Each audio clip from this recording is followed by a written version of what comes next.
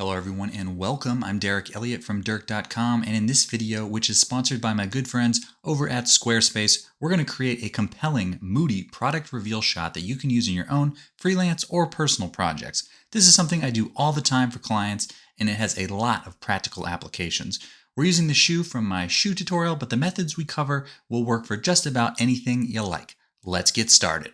Okay, so we're going to kick this tutorial off as if you had just finished modeling your shoe and you've got all these separate pieces here. But if you are doing a packaging reveal for your own product, just go ahead and import that, and the process is going to be basically the same here. So what we're going to do is first join all these together so that's just a single mesh that we can use to create that box insert, and then this will also be the shoe that we're obviously animating coming out of this box in those two separate shots that we're going to create.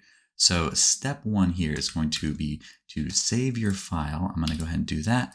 Make sure I have a fresh version here.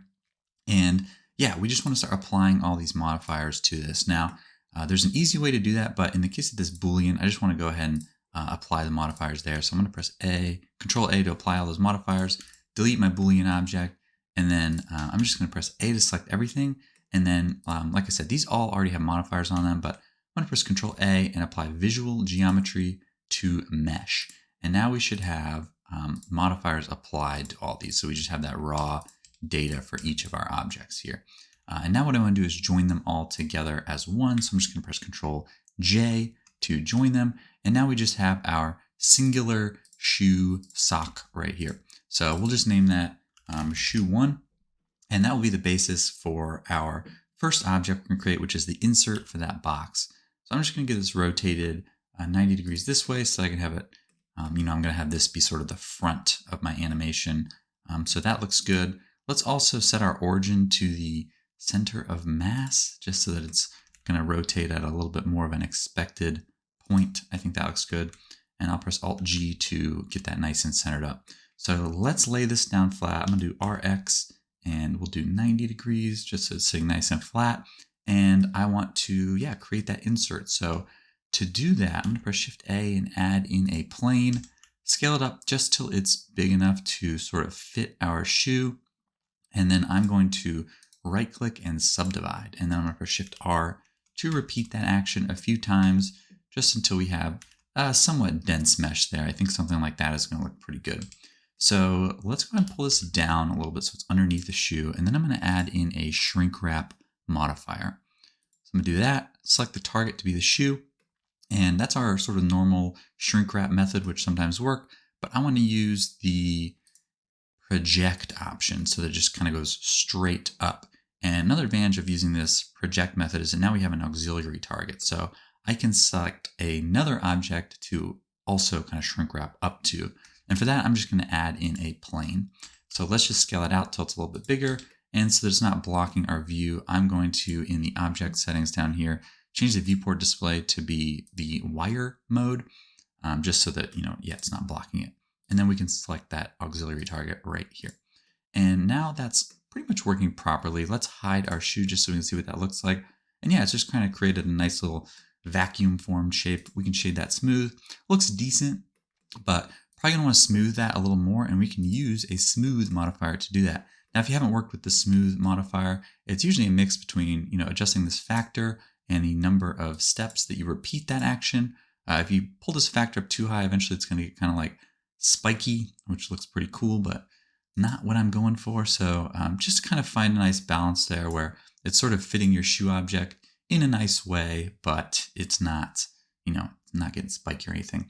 So depending on the resolution of this kind of shrink wrapped object, some smaller objects like this might not work very well, but we also probably don't need quite so much smoothing here. And if we wanted this to be even more dense of a mesh, we could go back into edit mode and subdivide it again, or just add in a subdivision surface modifier and drop that before the shrink wrap. Now you could probably get by with the simple subdivision method there, and let's see what that looks like. So it's going to be a little bit more kind of sharp there, and that probably allow us to do a little bit more smoothing there, maybe repeat it a few times. Sort of up to you depending on kind of what you envision this material to be. But I think that that's looking pretty good. And now we could move this up a little bit if we want to have it kind of sitting in there a little bit deeper. You could even like rotate it if you were going to do sort of a different packaging design. But I think that's looking fine. I'm not too worried about that just going through there just for the purposes of this demonstration, but that looks pretty good. Maybe we have it sit in at a little bit of an angle to avoid some of that clipping. Let's pull that down a little bit. And yeah, I think that looks nice. It's going to be kind of cool once the shoe sort of comes out of there. We'll see that insert left behind. So that's looking good. Now, so that we don't have all this extra geometry on the outside, I'm going to press tab to go into edit mode, and I'm just going to delete kind of other parts that are on the outside of this. So I'm just going to box select an area that fits my shoe, something like that, and then Control I to invert selection and delete all those other faces. So now we just sort of have our insert object there. And obviously this is going through a little bit, but you know, you could extend this object a little bit more or create a bigger cage, depending on what your mesh is. As long as it's just kind of all one piece, this should work pretty well. And we're not really going to notice this anyways. So feel free to finesse that more if you want, but I think that this is going to look pretty good for me. Now we're obviously going to want to animate this shoe coming out, but if we pull it out, we're going to lose our deformation there. So I'm going to create a duplicate of the shoe object. So shoe 1, we might just rename to, well, let's duplicate this first. And then this is the one that's the target. So we'll just call that insert target so that we can kind of keep track of them. And we can hide this one and make sure it doesn't get rendered either. So that now when we move this around, we sort of have the invisible one actually doing the targeting. So as long as those are in the same orientation to start off, you should be pretty good.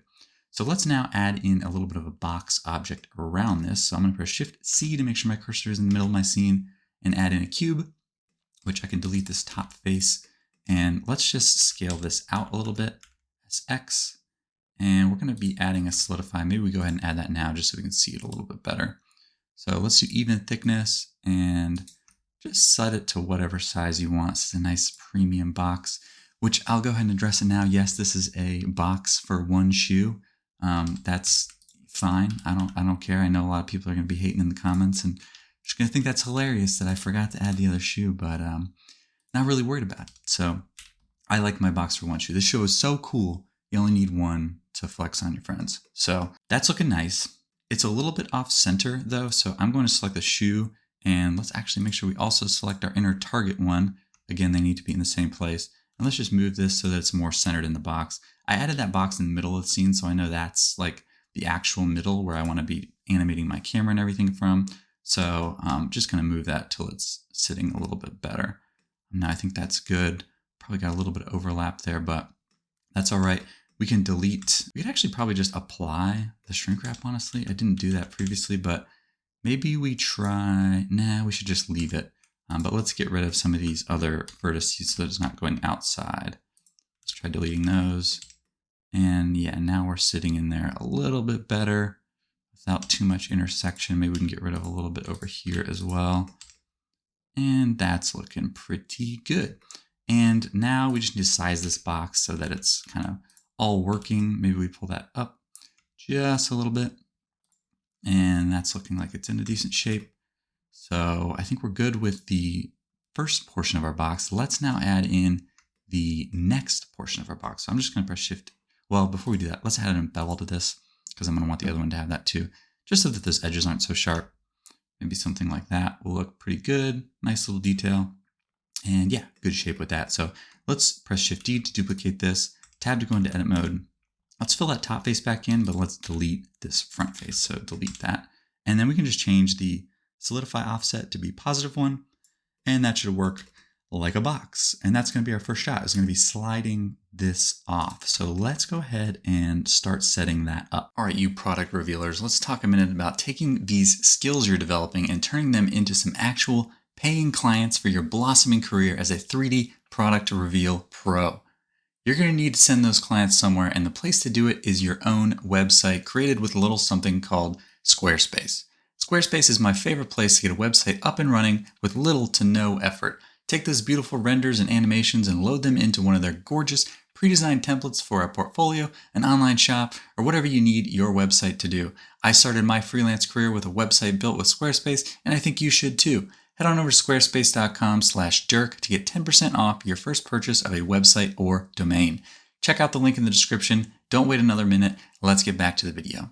So I want this whole animation to be about 10 seconds long, built up of 2 5-second shots. So I'm working at 30 frames per second. So that first shot, 5 seconds, is going to be 150 frames long. And we want to start with the box closed. So up here, I'm going to be animating the Y location value. So let's start with it closed. And then by the end of that first shot, we should have it kind of pulled back a little bit. So let's just pull this back until, maybe just kind of stop it right around there or something like that. And let's take a look at that. So now we have that first very basic animation playing, and that's looking good. And let's now animate this. We have our duplicate there. Let's make sure we hide the insert target again, and then we'll name this maybe like shoe animate, because that'll be the one that we're actually doing our animation on, pulling it out of the box. So we can get that set up now too. So we'll have it sort of start wherever it is now. I think we're going to be animating, let's see here, they'll probably do maybe a little Y rotation. I mean, you can kind of do as much as you want, but mostly the Z location is what I'm interested in. And then this Y rotation. So let's do insert a keyframe for the Z location, and then insert a keyframe for the Y rotation. And then by the end of the animation, we'll have it come up and out. So we'll have it maybe come to right there, and we'll have it kind of tilt towards the camera a little bit. So something like that. Now, speaking of the camera, we do not have a camera yet. And yes, it's going through now. We're going to have to play with our curves quite a bit. I might try to just get most of the things set up and then do maybe more of a time lapse of me working with the curves, because that can be a little time consuming to get it look really right. But I do want you to be able to see the full process. But let's go ahead and add in our camera now. So I'm going to use a method that I do a lot, which is to first add in an empty, and I'll just make that a cube. And then I'll add in a camera, and then I'll pull that back on the Y-axis. Let's reset our rotation with Alt-R and have that look straight ahead. And then let's parent it to that empty. So Control-P, keep transform. Now let's get our viewport set up a little bit better so that we can kind of see what we're doing in the camera view over here. So I'm going to just pull down a window here, and we will look through the camera over here. We can turn off our overlays and start getting that first shot set up. So maybe we start kind of pulled out a little bit. Let's insert a keyframe there, and then we'll kind of zoom in at the end till we're kind of really pressing into that shoe. One of the real purposes, I think, of this tutorial is to show you how to kind of lead one shot into a next to make it look nice and smooth. So I'm adding another keyframe there. So it's kind of coming in, and then it'll zoom in. But we also want to animate this Y-X rotation a little bit so that we can kind of start to look into the box. And that's the reason why we're using this empty too, is so that we can just, control the direction the camera is pointing that way. So we'll have it start maybe like a little bit under the box. So maybe something like that. And then by the end of the animation, we should be looking kind of more down into the box. So we'll pull this up to something like that, and we'll insert a keyframe. Now, I don't want quite so much perspective going on here. So I'm going to change my focal length up to something a little higher, maybe like 150. And then we'll need to adjust our Y location now accordingly. And we can actually just do that in a graph editor. So let's pull up a new window here, and let's hide all that side stuff. Let's turn on our normalize, and let's just, pull it. So where do we want to start? We want to start a little bit further out. So I'm just selecting all these in the graph editor, pull this down, something like that, coming up, and then we're kind of pushing in towards the end. And maybe we want to push in a little bit more than that. So let's pull this up. And again, really the bulk of making this look awesome is going to be in this graph editor here. So I'll do more of that later. I'll just get us started a little bit though. I want this to kind of start off like a slow zoom in and then really speed up towards the end. So steeper lines here in the graph editor is going to be where motion's happening faster. So you can kind of imagine we're coming up there and then really pushing in, and then our second shot will kind of catch that speed, except the shoe now will be kind of pushing away from us into the darkness. It should create a very nice moody product reveal. So I think this is looking good. We can do just a little bit more adjustment on this too. We need the box to come off a little bit faster. So I might just pull this keyframe out so that comes off a little sooner. And then maybe we don't want the shoe to start rising up quite so fast. So I have two channels here, but let's let's select this one and then just scale it out. So it starts off a little slower, and then maybe we can do kind of the same motion here, speed that up so that the shoe, by the time the box is off is when it kind of starts coming up. And I think that this is looking a little bit better. Boom, zooming in. Now, because we're raising the shoe up, we would probably need to either move this empty up to kind of stay aligned with it, or we could add in a constraint, which would be a copy location constraint, and select this as our target, and it will kind of move up with the shoe so it stays nice and centered. Shoe or whatever object you're animating. That's just kind of a nice way to keep it, keep it aligned. And that's looking pretty good. Let's go ahead now and add in a little bit of lighting just so we can start thinking about this shot, see if it's really going to look the way we like. And I think we can get it there. Let's press Shift A and add in a light, and I'll use an area light. And I just want to bring this light up a little bit and maybe make it a little bit bigger, bring it up some more, move it back, and then let's just kind of rotate it down. This is going to be kind of a rim light so that when we kind of come up over that box, we'll start to see the lighting. Now we're going to want this to be quite a bit more powerful, so let's turn that up. And we can use this spread value to make that light not go out so far and be a little bit more moody, a little bit more focused. You can see if we turn that all the way down, it's going to be a nice sharp shadow. So depending on the look you're going for, adjust this how you please. Maybe something like a 30-degree spread will work well for me, and maybe pulling that back even more to get those shadows nice and moody. Now this big plane we have here is our auxiliary target object. So let's just let's name that aux target, and let's move that into, I guess we can just, let's just disable it for now. And so that this lighting isn't all crazy, let's actually go in and add some quick materials to this box. So I'm just going to make it black for now. We might work on that a little bit more later, but make that black, and we'll do the same box material here. I named it here, we'll call it box. And let's select this object, and this object, and Control L and link materials so they all have that black. Let's look through our camera and see where we're at.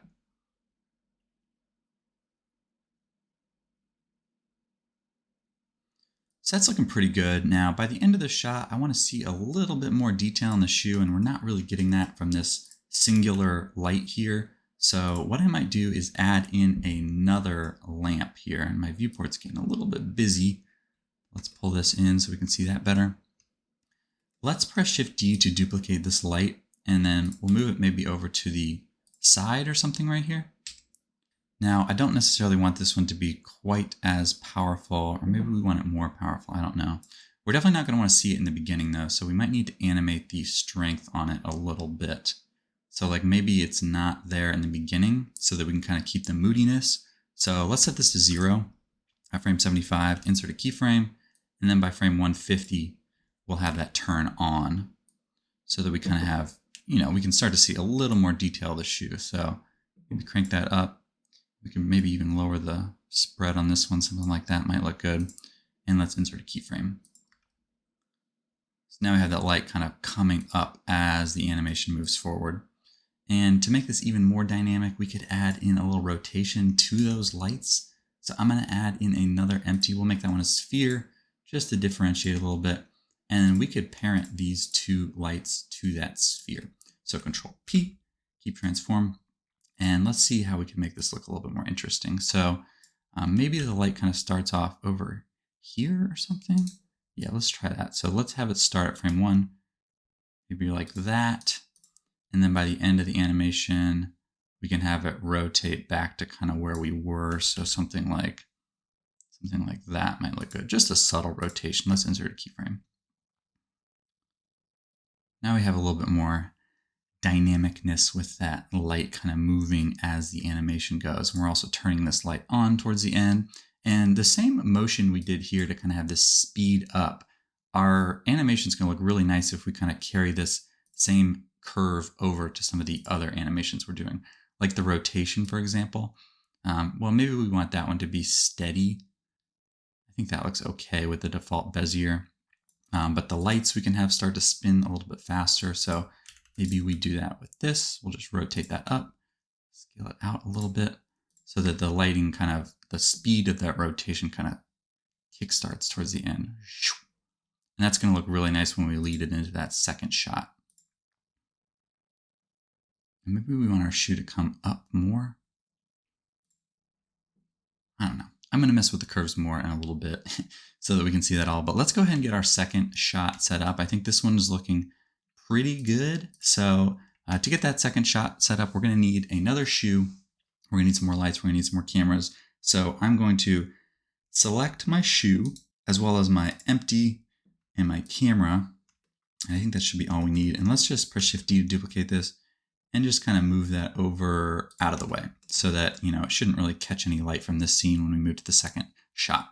So to set up two shots, we need to add some markers, and we'll also go ahead and set our timeline to be 300 frames long. So we got that full 10 seconds.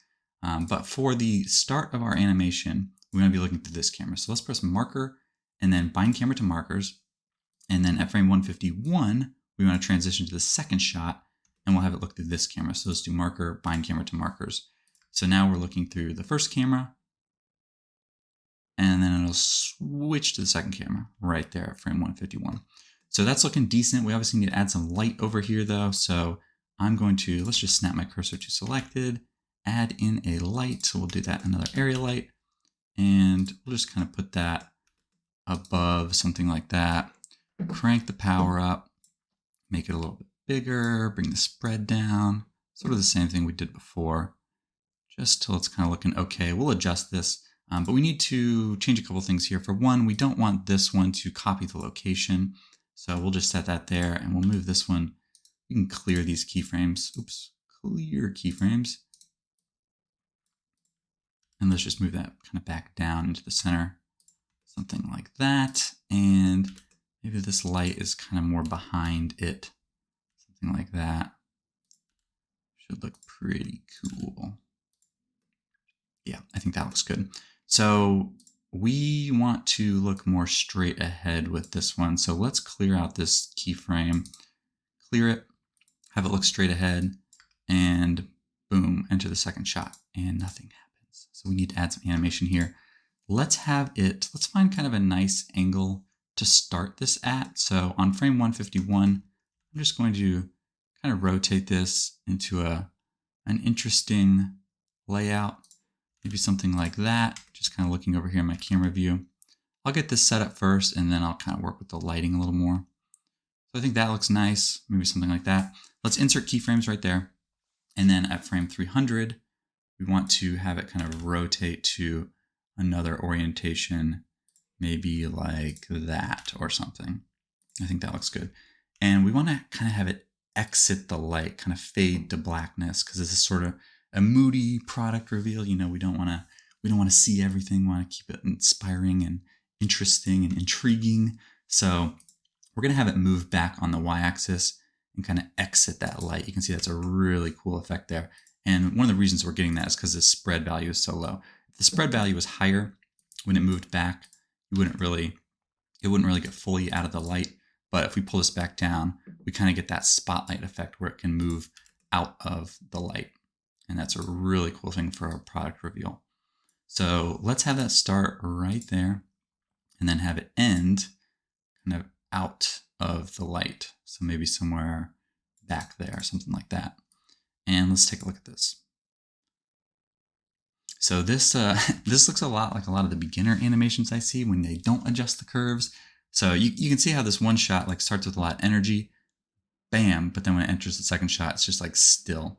So a lot of beginner animations just have these default Bezier curves, but let's show how we can spice that up a little bit. First, it's going to be by animating this camera to kind of pull out a little bit. So let's clear the keyframes that are in there now and figure out where we want this to start.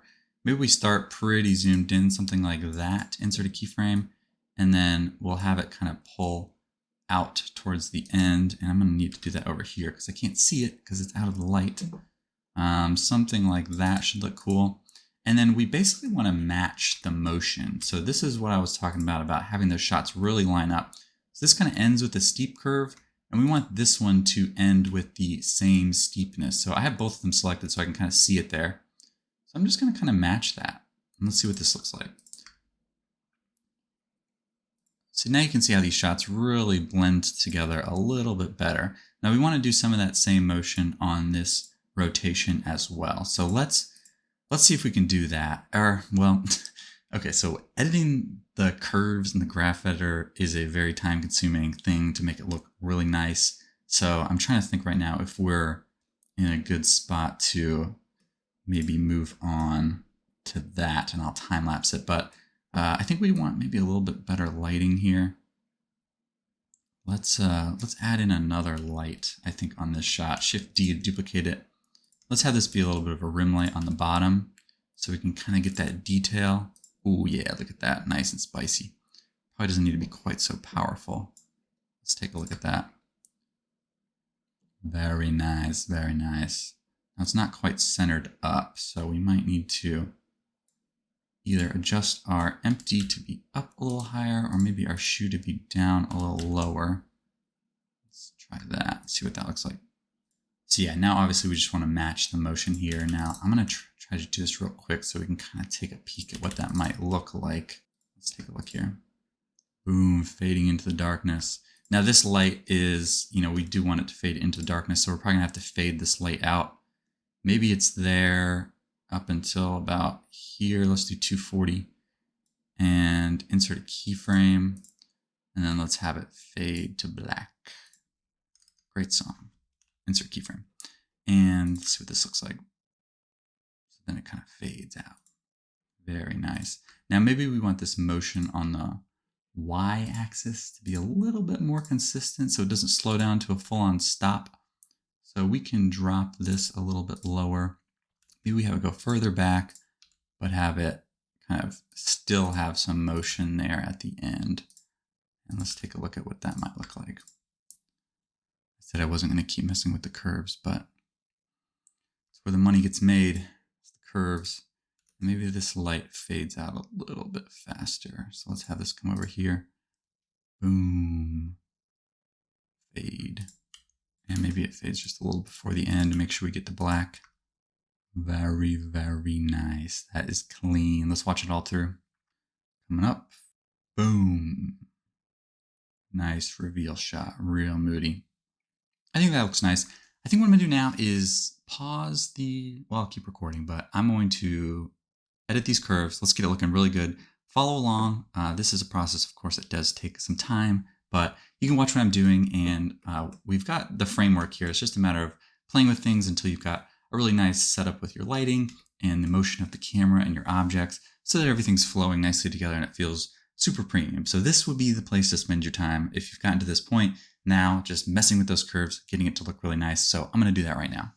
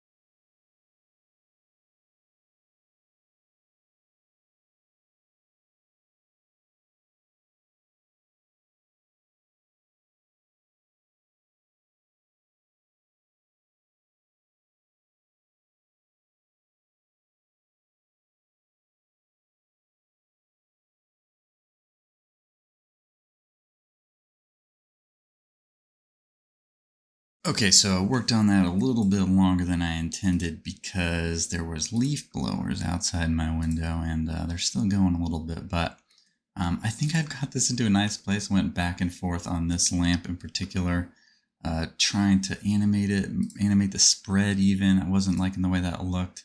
Kind of referencing back to the animation that I had created previously when I was sort of practicing how I wanted to lay this tutorial out. It's a little bit more blackness in there, but I think we're in a decent shape. Of course, I'll continue to edit it after for the video you'll see at the beginning of this video, sort of the final one. And this would be the file that I put on Patreon. So once it's all polished up, that's what the patrons will get. And that's going to obviously include this shoe model as well if you don't already have your own. But yeah, I think this is in a decent place. Just want to show you other cool things that I had played around with. One was to just add, I had this trim detail. I put an emission shader on there just so that like when it did get into the blackness, you kind of had this opportunity for sort of a cool like reveal. So I just did a mix shader with an emission and made that like a red. And then, we could just make that, pull that factor up to 1 and then kind of have it fade back out. I thought that was kind of a cool little detail to kind of close this out. Something like that I think looks nice, but I'll keep working with it. I did want to show you just a couple more little extra credit things. One was if you wanted to, you could on this auxiliary target, you could add more detail. Like if you wanted to add a little recycle logo or something to make sure everyone knows you're eco-conscious. I did that by just going into the aux target object and then adding in a little recycle logo to that. So let me do that real quick. I just brought in an image, Shift A, image, reference image, and I had it saved right here. And just kind of, let's reset the rotation there. Just made a model for this, so I'm going to do that really quick.